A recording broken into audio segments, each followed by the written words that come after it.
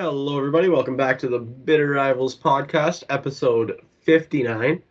So we're going to take a little bit of a different approach to this episode. Instead of jumping right into Leafs Habs, we're just going to do kind of a general overview of what's happened here for the past couple weeks in the first and second rounds of the playoffs. And then we're going to get into a Leafs post-mortem because I think that is absolutely necessary. There's a lot of stuff that needs to be addressed, a lot of question marks surrounding the roster, management, all these things. Apologize for episode 59 being a week late.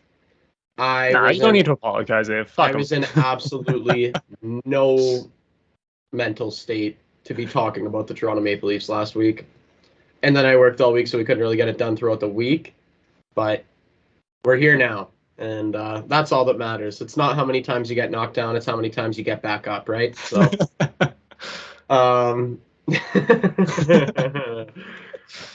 so let's get into the first round and the matchups and how they finished there. So, I don't believe any.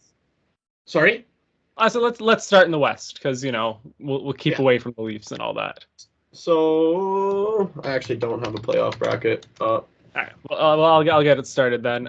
Colorado swept Nashville. Yeah, just like Daryl Sutter said, that was a waste of actually 7 days. It wasn't even 8 days. So that was pretty funny, honestly. I mean, we know he knows hockey, but he knows hockey. He knew that was going to be a waste. Mm-hmm. We had the St. Louis Blues winning in 6 against the Minnesota Wild. Which was a little bit of a surprise, I think, for both of us, right? We both had Minnesota winning that series. I was just about to say, I busted my bracket because I had Minnesota in 7. But yeah, St. Louis has looked all right. Calgary with a Game 7 OT winner to knock out Dallas. And we're just going to stop for a second. What a fucking series for Jake Ottinger. He cemented himself as one of the top-tier goaltenders in the league in like a 7-game stretch just because when the pressure came, he delivered big time. Like if they didn't have him, that series is probably over in like 5 or 6, right? There's no way it gets to 7. There's no way it gets. He stole 3 games for the Dallas Stars, and he literally went from like literally 2 weeks ago, he was like a young goalie, kind of, still not high a top-tier, top fucking 10 guy in the league, like. No, and now he legitimately is. Like that was absolutely ridiculous. And then another bracket buster, the Edmonton Oilers winning in Game 7 to knock out the LA Kings.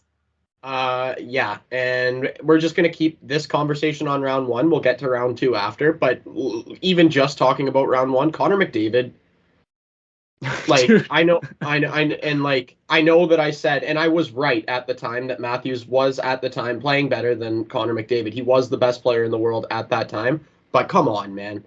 Like, that dude literally takes the Edmonton Oilers and says, "Get on my back, and let's go." And he carries them. He carries. I don't even think it's he's dragging them single-handedly at this point. Like, he is so talented and just so determined right now. Like, you can see him take over games, and it's just outrageous how talented he is. Could we just imagine how good he would look surrounded by a good team? That's what I mean. Can you imagine if you replace Kucherov with McDavid on Tampa? Dude, I'm not kidding. Because Kucherov's not a center, so let's go like a Braden Point or Steven Stamkos. Okay, let's go Stamkos because that makes a little that's a little higher caliber, I would say, than Braden Point. So let's replace Stamkos with But let's replace Stamkos with Connor McDavid on that team. Oh, my God. McDavid puts up 200 points easy. That's what I'm saying. That's the easiest money you would ever get is betting on McDavid 200 points. No problem. That's what I'm saying. Can you imagine? And he doesn't even need to be on that level of team. Can you imagine you just get him a good goalie and a couple good defensemen? Put him on the Rangers. Bro. That's what I mean. He's honestly, so good. Even at this point, put him on that young Detroit team with Side, Raymond, Nedeljkovic, fuck, man, he's so good. So that's pretty much that was it. That was it in the West. Yeah. Moving on to the East, so we'll go Tampa, Washington, or not Tampa, Florida and Washington. Yeah. So Florida 1-6. I had Florida in had 5. that one Not at bad. 6. Pardon? I said I had Florida in 5, so I wasn't too far off there. No, and Washington I needed think a a lot of series. people were surprised that Washington put up that Yeah. big of a fight in that series, to be honest with you. Well, it was a bit of Washington putting up a fight and Florida just kind of not being regular season Florida. Well, their It's kind power of play has been awful. Have they scored on the power play yet? I think there's I don't last I believe they checked. have. I So they're don't like believe 0 they for have. 27 in the playoffs. Yeah, like that's you're not going to win like that. No. No. So switching out of the Atlantic there, going to the Metro. So Boston and Carolina. Carolina 1-7. So fuck the Bruins. That was great. that one was good. Like It was that. nice to see Max Domi step up in Game 7, ex-Hab, and fucking slap the Bruins around. Love that. Yeah, that was pretty wild. Max Domi of all people. I know, right? Like Yeah. he's done nothing all year. He shows up in Game 7. That's all you need. Yeah, and then the Rangers in Pittsburgh. What a series! Was What a great a series! And the Rangers took it again in OT in Game 7. Artemi Panarin, the bread man. Yeah, love it.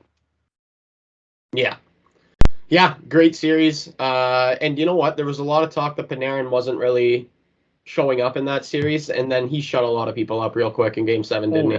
Oh yeah, like he brought it. He fucking brought it. Yeah. Well, he scored the game winner in Game 7 overtime. Doesn't get any bigger than that, right? Like, not really, no. And the last series that we have to speak on is the Toronto Maple Leafs losing in 7 games to the Tampa Bay Lightning, the 2-time Stanley Cup champion Tampa Bay Lightning. And again, we'll get into more detail in a minute. But just to touch on it quick, it was honestly a really, really good series. The officiating in the entire series, and going both ways, to be honest with you, was awful. It was absolutely terrible, inconsistent. I mean, even in the last couple nights around 2 here, it's been fucking dreadful. Chris Lee's had a fucking shock. Just pitiful. But can I just say, as a neutral, that was a super fucking fun series to watch. It was nothing like we expected at all. I expected a lot tighter series than that, and it just wasn't. It was great. Yeah, you know, it was a formidable opponent, right? Like, yeah, that's what it comes down to. You know, they didn't win. It doesn't matter who you played, didn't win. So yep. Again, we'll get into more detail about that. Yeah. Let's go back to the West for round 2, because we got 2 fucking heaters of series going on right now. Yeah, we sure do. So let's talk about the one last night first. So Colorado and St. Louis, I believe it's now 2-1 Colorado, right? Colorado did win that game last night. Yep. So I'm gonna be honest with you, I was not expecting the St. Louis Blues to take Game 2 in Colorado. I was expecting I was expecting them to go back to St. Louis down 2-0, but even Game 1 was overtime. Yeah, like I honestly don't even really. I don't think I watched Game 1 of that series. I forget what I was doing, but I don't think I actually watched Game 1. I only watched overtime. Yeah, but anyway, last night, fireworks, man. Nazem Kadri up to his old tricks and kind of gets pushed in by the St. Louis defender.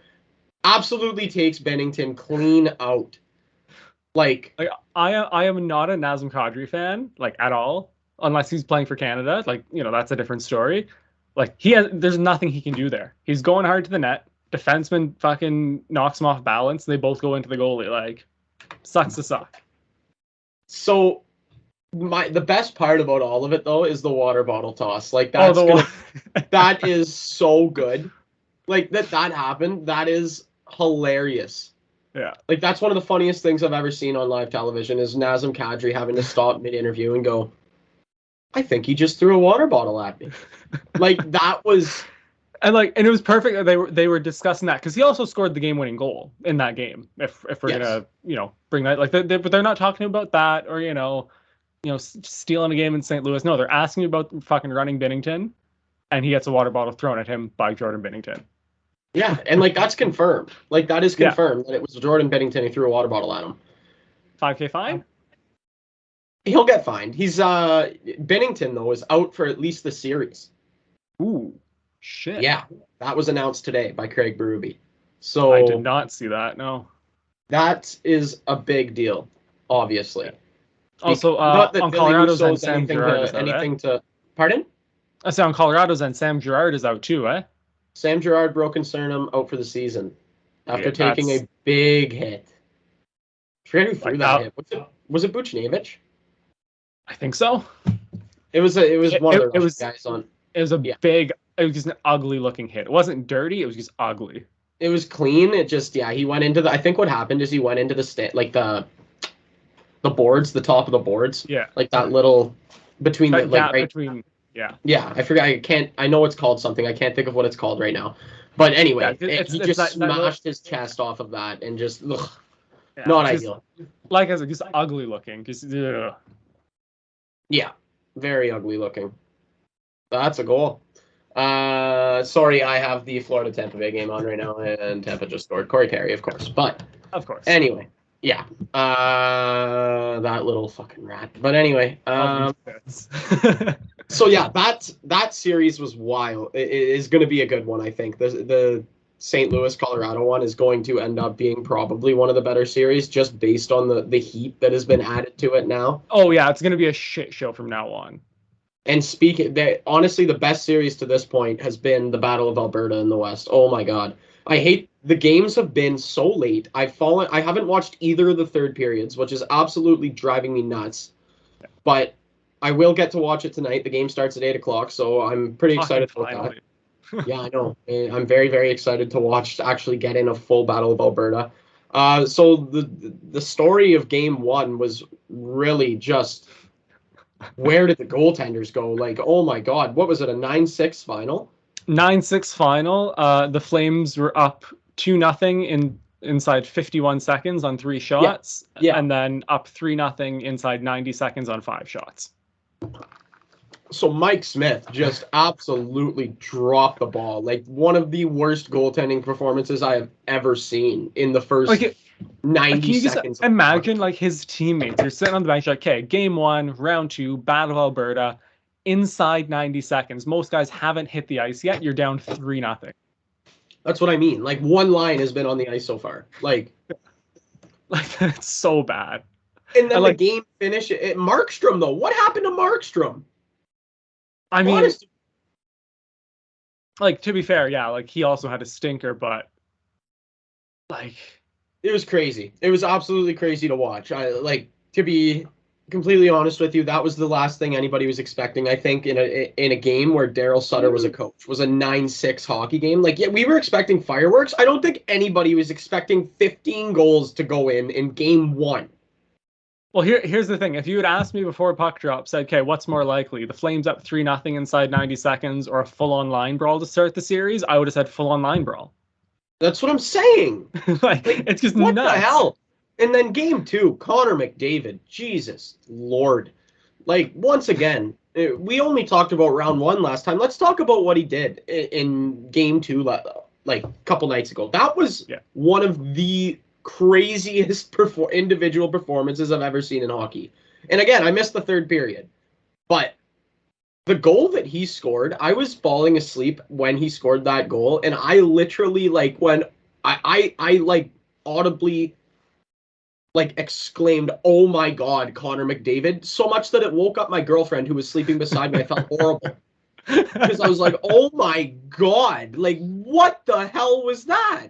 That was crazy for him to roll off that check, first of all, and then maintain full possession, make the pass, and then absolutely just put the guy in a blender to get to the open ice.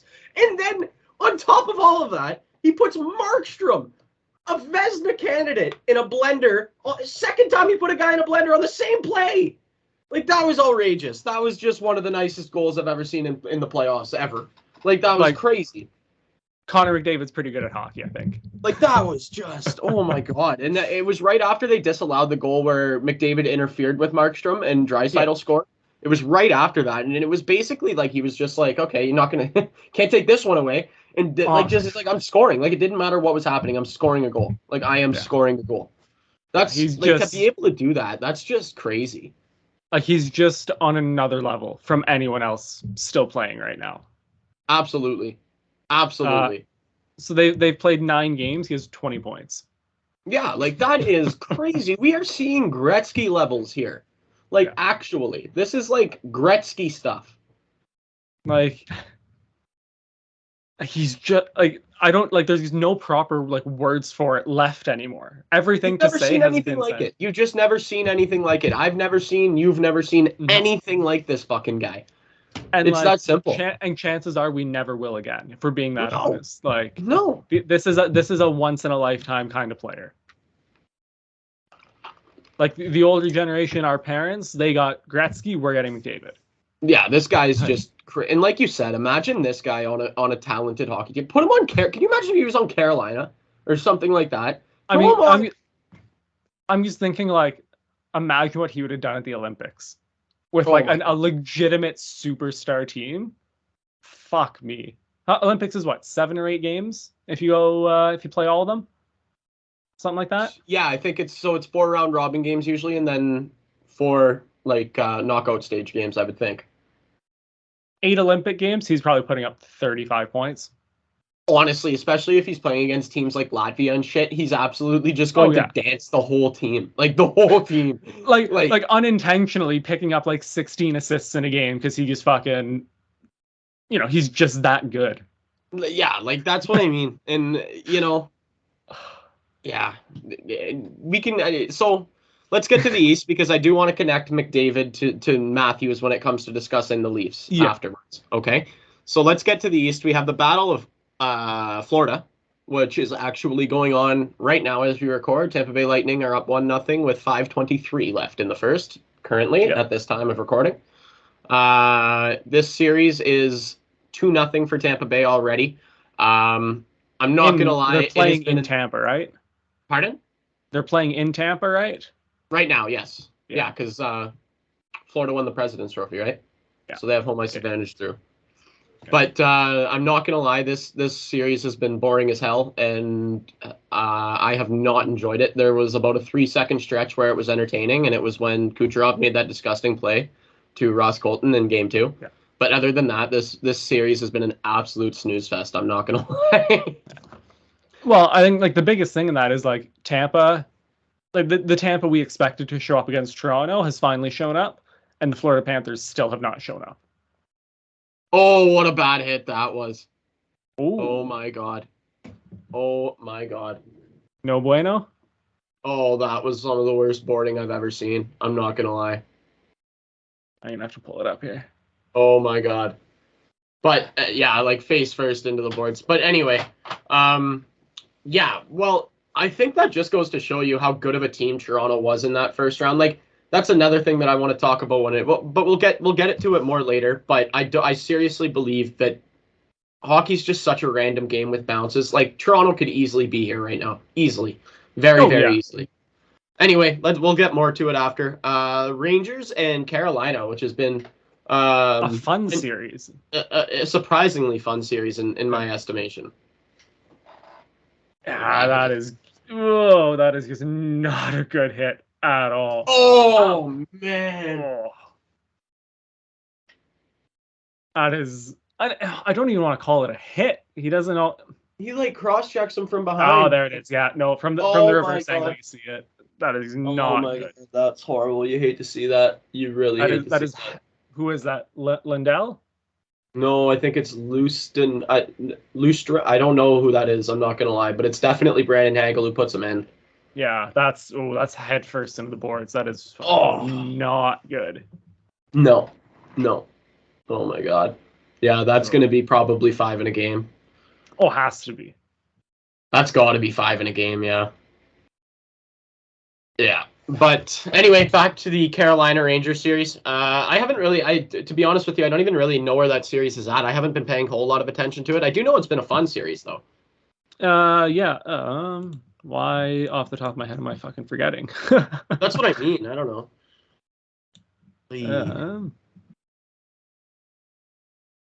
Sorry, so the Carolina's up 2-0. Carolina's up 2-0. Okay, that makes sense. Yeah. Yeah, Andrew they're Reds really, played pretty well in that series, no? shutout in game 2, yeah. So Thought so. So that's it for the playoffs so far. So now I think it's probably safe to get into that Leafs postmortem of ours. yeah. So what went wrong, Ave?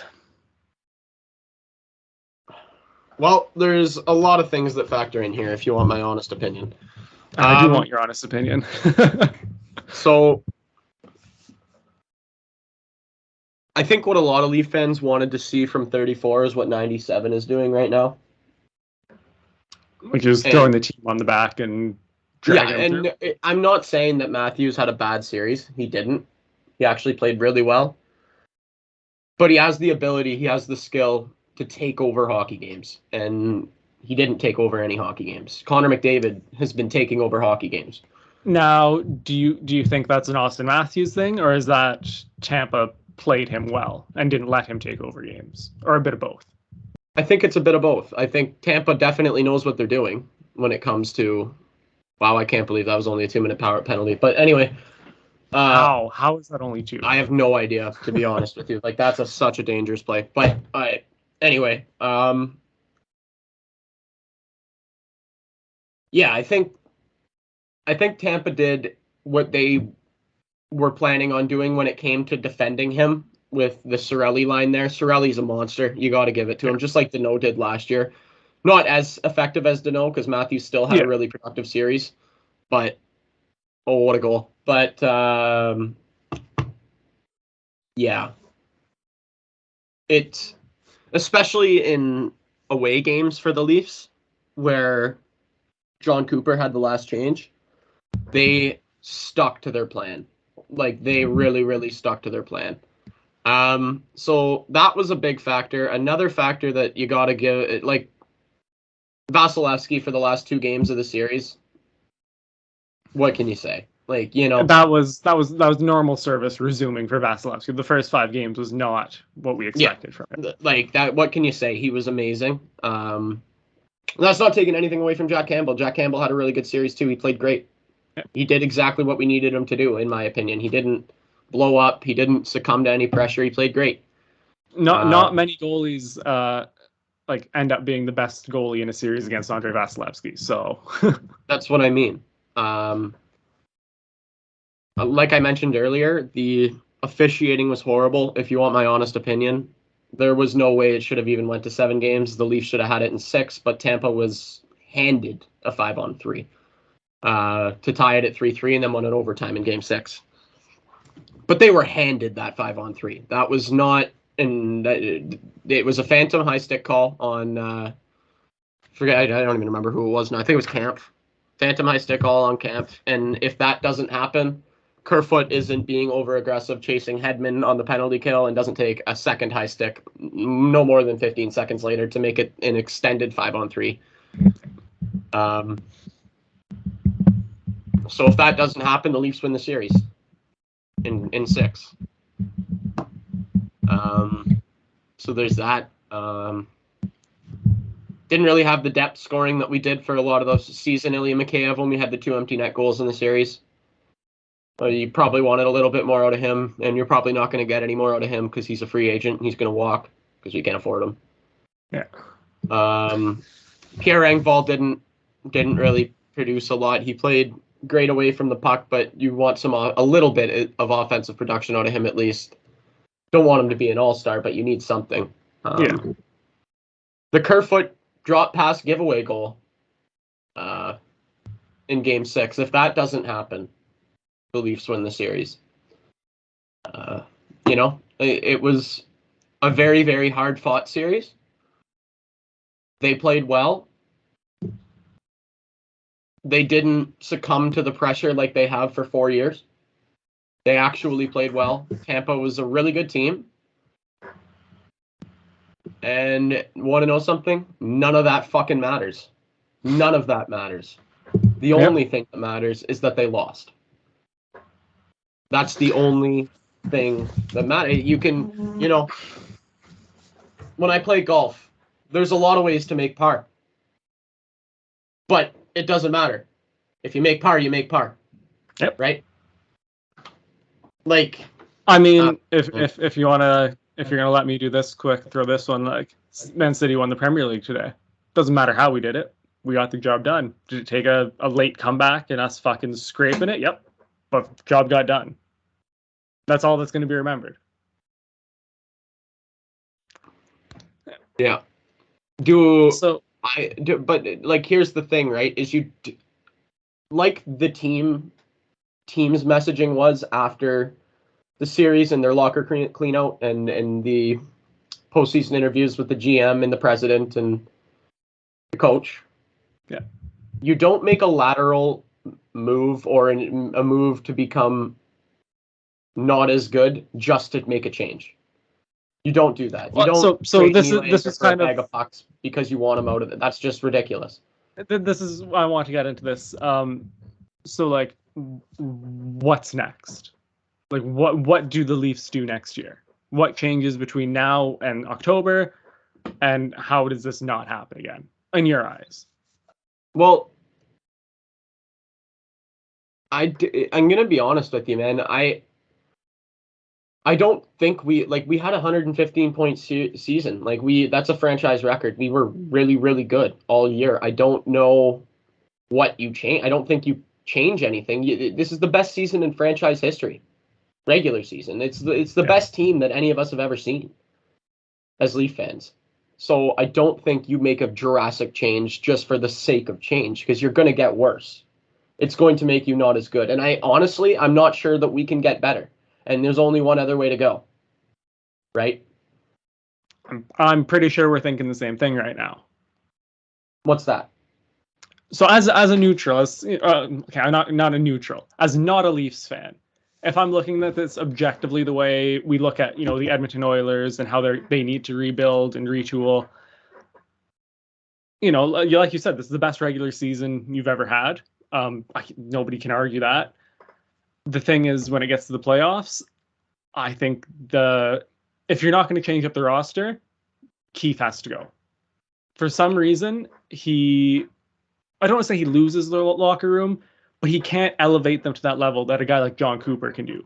Or he can take that team who maybe hasn't had the best regular season that, we know they can do, and they get to the playoffs and he can take them to that level, I think that's the change without blowing up the core, without, like you said, doing anything crazy to your roster.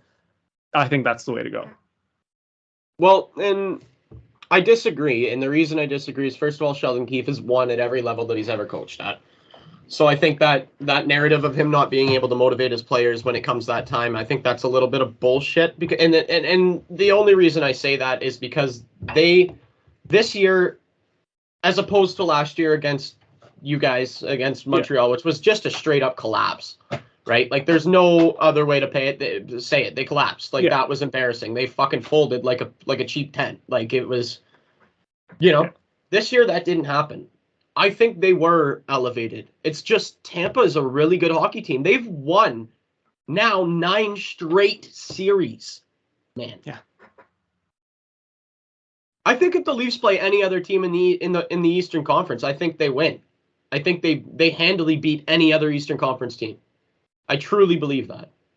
So do I think you change Sheldon Keefe? No, I don't. I think he's proven he's won at every level that he's ever coached at.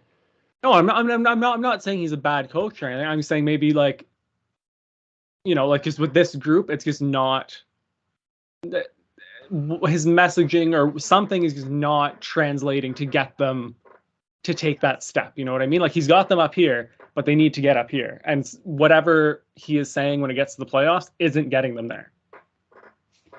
And that, again, that's an outsider looking in. That's what I would suggest. And yeah, no, I see where you're coming from, but I don't think. First of all, I don't think it's going to happen. They've stated that it's not going to happen.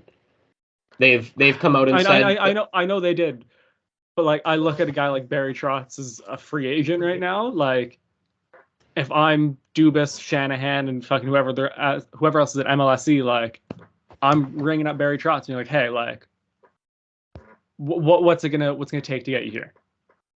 Yeah, That's no, a guy that's not. I don't think that's going to happen. And they're not going to come out and say Sheldon Keefe will be back next year, and then Sheldon Keefe isn't back next year. You have to remember, Kyle Dubas and Sheldon Keefe have come up together.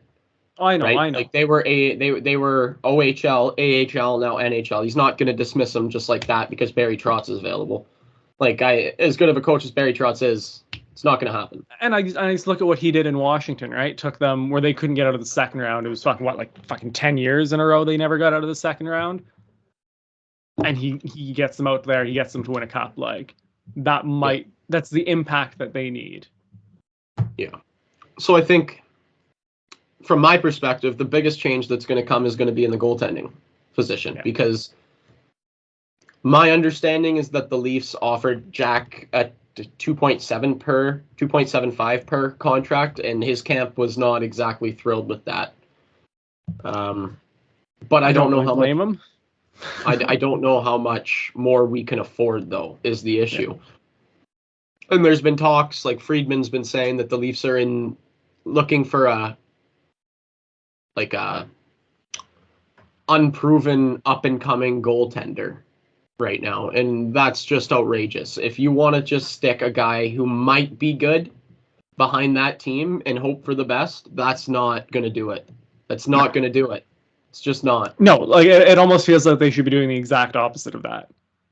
Like, yeah. Like the one name I've seen thrown around, I don't think they should use, he's a little older and he has been playing great, but like when you hear like Braden Holtby's name get thrown around, it's like a guy who's won a cup, who's won things, is, pedigree.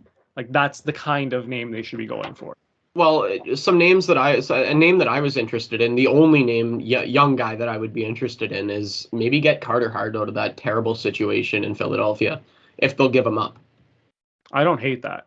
I don't think you're going to get him, but I don't hate that idea.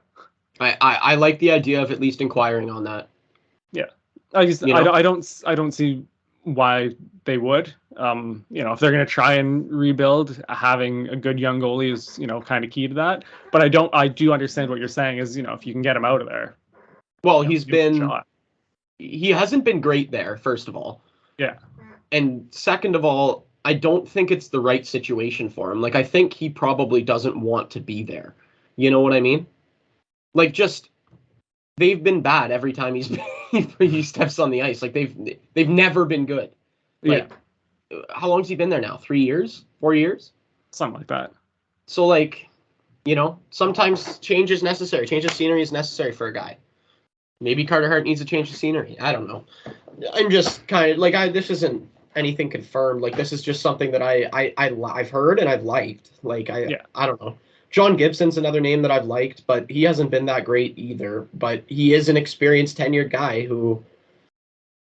I think a good goaltender in his career. You put him behind it. Like, go ahead. I was just about to say that you put him behind the Toronto Maple Leafs instead of the Anaheim Ducks. Like you might see that. Yeah, exactly. So that to me is going to be the first question that needs to be answered is who's going to be in net. Unfortunately, we're married to Peter Mrazek for another 2 years at 3.5. So it would take an absolute masterclass from Dubas to get that contract off the books without giving up too much. Yeah. But I think he's got to try to do it because I don't think even just because the fan base can't stand the guy,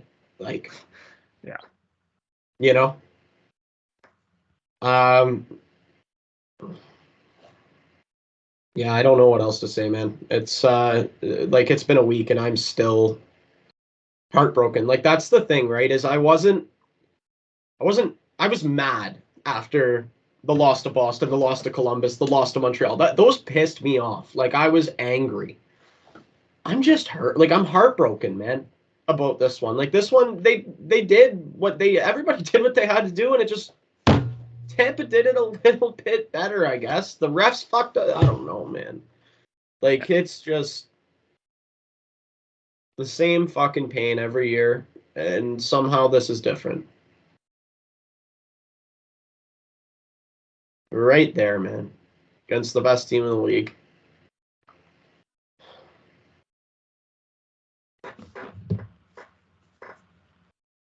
So, I don't know. That's all I got.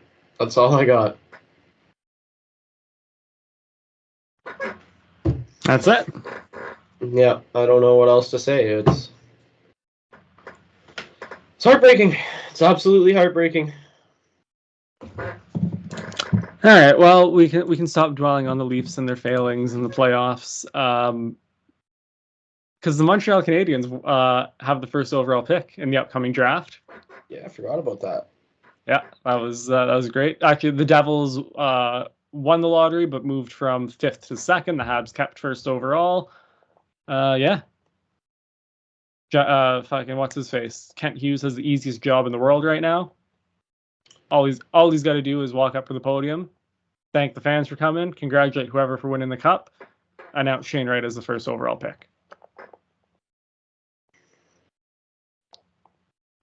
Yeah, it's gonna be fun. So I've seen some comparisons for Shane Wright. So a lot of people are saying his floor is probably something like a Nugent Hopkins or a Hischier. I think we're thinking the exact same tweet that I saw. yeah. And then his what was the probable comparables again? I think it was Zibanejad. Zibanejad and Kopitar, I want to say. Something like that, and not in talent level. The tweet wasn't comparing them, or not in skill set, but impact on the ice. Yeah. And then high end, I think they had Bergeron and who? Tavares, yeah. Bergeron, Tavares. Yeah. I mean, he's been the consensus first overall pick for 2 years now. Yeah, his draft stock's lowered a lot this year, though, is it not? A lot. So the thing was, he's basically missed a year of development, right? Because last year there was no OHL hockey. And that affected the whole team, right? If you even the whole league really. If you look at scoring earlier in the year, his numbers were down, but him and his line mates were still kind of elevated above everyone else. It wasn't to the levels that everyone expected. But then once the season kind of got rolling, things got going, then I think he was still at 1.5, 1.6 points per game, finished with 95 odd points, carried them through a round of playoff hockey. I don't think, for all the guys who are kind of in, because there's a few people kind of in that 2 to 5 range, I think he's significantly better, has a significantly higher ceiling than all of them. I don't see how he drops out.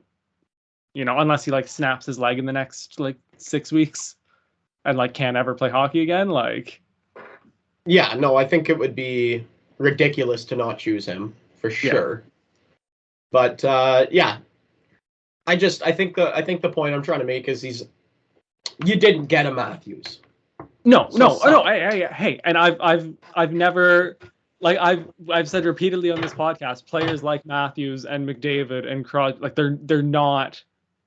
they're not every year. First overall pick doesn't mean fucking instant superstar. I mean, I look at Rasmus Dahlin, Owen Power. Actually, there was a really interesting article. Jack Hughes was being interviewed. I want to say it was maybe around the All-Star break, and he was talking about the pressures of his rookie year, and he's I was 18, matched up against McDavid, Matthews, Crosby, Bergeron, Kopitar all year. No shit, I struggled. But you give him a couple years now, and now he's point a game, one of the better players in the league. I think that's the other thing is we can't expect Shane Wright to just show up and fucking be a superstar right away. No, I'll be interested how his defensive game translates to the NHL, though. That's what I'm most interested in, honestly. Yeah, because I've seen a lot of the Bergeron comparisons. Obviously, again, not to that extreme, but I mean, if he's kind of got that as his base package, and he's going to kind of improve from there, then I think he'll be fine. Yeah, well, and you got to think Bergeron wasn't Bergeron until a few years into his career either, right? Yeah. Bergeron didn't come into the league at 18 and was instantly the best defensive forward in the league. That took time to develop. Exactly. Yeah. I think. Sorry. Go ahead. No. Go ahead. I was just going to say, speaking of Bergeron, what are your thoughts on renaming the Selke? I mean, let him retire first, and well, when he retires, I mean. But yeah, absolutely. It's got to be that's the Bergeron. It's got to be. In the same way the Lady Bing should be the Pavel Datsyuk. Yes. Yes. Yeah. Absolutely. And I was gonna go back to Shane Wright, like quick second here. If we're rocking a Shane Wright, Nick Suzuki 1-2 punch for the next like 10, 15 years, like that makes me as a Habs fan real fucking happy. That's a Yeah, great that's something 1-2 that you punch can down the look middle. forward to for sure. And then, also Caulfield on the wing. You guys Yeah. have a bunch of young, especially with the Shane Wright. You guys got a lot of young talent for sure, Yeah. which is always something as a fan you're going to be happy about. Definitely. Yeah. Yeah, I don't really have a whole lot else for this episode. You got much else to say? I think Canada's doing all right at the Worlds. They lost to Switzerland yesterday, but it was just a group stage game, so whatever. Yeah. I think that's about it. Yeah, I think we actually covered most bases that I wanted to touch on today. We got the Nazem Kadri Binnington rivalry budding. We got the Battle of Alberta and McJesus. Oh, I do want to touch on one thing. Okay. The coolest thing Brad Marchand has ever done is call Tony DeAngelo a racist to his face. Like, do you know how awful of a human being you have to be to have everyone backing Brad Marchand against you? Yeah, that's like, do you know how awful you have to be? Yeah. Like, actually, a couple more things just out of the Battle of Alberta series. First of all, Matt Tkachuk and Flames fans going at Evander Kane for being bankrupt is hilarious. Have you seen those? Yeah. Matty Tkachuk saying, "You want some money? You want some money?" And then then he called him a poor bastard while they were in the penalty box. Did you see what the Flames fan did last night? No. One of them was behind the Oilers bench and he threw a $10 bill at. Okay, I saw that clip. There was no context with the clip. It was someone just retweeted the clip, and I'm like, I don't get it. That makes a lot more sense. Like, can you imagine you're Evander Kane, you look behind you, and there's just a tenner on the ground? Oh. And also from that series, Brady Tkachuk being the centerpiece was not something I had on my bingo card. Okay, yo, fuck people who are mad about this. This is great shit. It's his brother! Like, honestly, like, I don't care that he's a cap. Like, the only thing that would, like, that could potentially, like, if this maybe wasn't the Battle of Alberta, and if Brady was, like, the Oilers captain and was, like, cheering his heart to the flame. Like, that's a no bueno. But, like, he's the captain of the Senators. Like, who gives a fuck?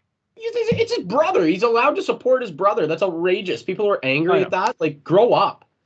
Like, I want the fucking ISO cam on him. Like, that's like, that's my takeaway. No, the best was him literally packing. He had a beer in hand and then one in each of his back pockets, and he was walking up the stairs. Like, come on, Brady. That is awesome. The guy's chugged. Then him, like, putting, like, random kids on his shoulders to celebrate the Flames, like, scoring and winning. Yeah, like, can you imagine, like, some random dude takes your child, puts him on his shoulders, and you're like, hey, man, what? And it's Brady Tkachuk. Like, what? And then let's keep it with the Tkachuk family here. Keith refusing to throw his hat because it's his favorite when hat. Matt scored a hattie, yeah, because he's bald as hell. And, like, you could see him mouthing. He's like, "No, it's my favorite hat. No, it's my favorite hat." That was so funny. Yeah, the Tkachuk family's been entertaining. From Matty chirping Kane, Brady and Keith in the stands, it's been great. Oh my god. Anyway, now I've got pretty much everything that I wanted to talk about, and I just needed to touch on those two things because they were killing me, man. The Kane chirps are the best. Like, come on.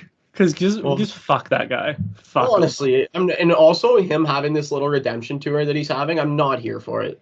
No, not like I hate that that's like a pick that's being painted. Like, oh, like what a great like deadline signing. It's like, no, he's a fucking scumbag. Fuck him.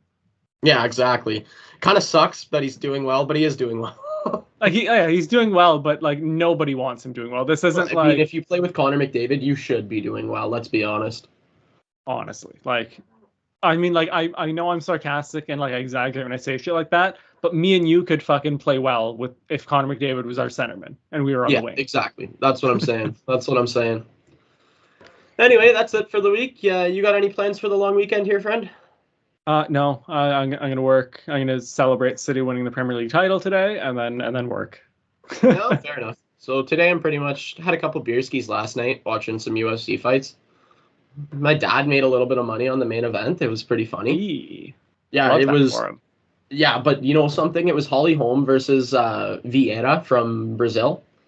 And Vieira got her ass kicked and won with a split decision. And my dad got so lucky. It was only like a $10 bet. He only made, I think he made 27.50 or something. Well, I mean, But 27.50 is 27.50. yeah, but man, like she should not have won that fight. She got dominated. She just the only thing she won in was she had one takedown, and Holm didn't have any. But Holm like doubled her up in strikes and significant strikes. Didn't make any sense at all. Like none. It was ridiculous. Anyway. Wait, Anyway. is UFC officiating worse than NHL officiating then, or what? Well, that was embarrassing that Holm didn't win that fight. Like that was crazy, to be honest with you. But anyway, so yeah, I did that last night, and then tomorrow I am heading to Pickford, Michigan for some golf. Gonna play some golf. Should be I fun. mean, I said it's about that time of year. It's when you start when the Leafs go out and you start getting back into it. So you know. Oh yeah, I think I've got how many rounds do I have in me now? I think I have 4 or 5 rounds already. Oh yeah, perfect. Yeah, it's been good. Anyway. Thank you, everybody, for listening. Thank you to the Game Entertainment and Media for hosting us. And, yeah, we will be back next week, yeah? Yeah. Yeah, we'll probably go an episode until the end of the playoffs, episode a week. Same schedule, I would imagine. Yeah, I don't think anything will change until kind of after the playoffs. Then we got like the draft and free agency will probably be kind of normal. And then yeah. hopefully we've got some special stuff lined up for the summer. Yeah, a few episodes. Probably won't be weekly in the summer, but... Anyway, I'm not taking any classes this summer, so we'll have time to do some stuff for sure. Yeah. All right. Sounds good, my guy. All right. Thanks, everybody, for listening, and we will talk to you next week for episode 60.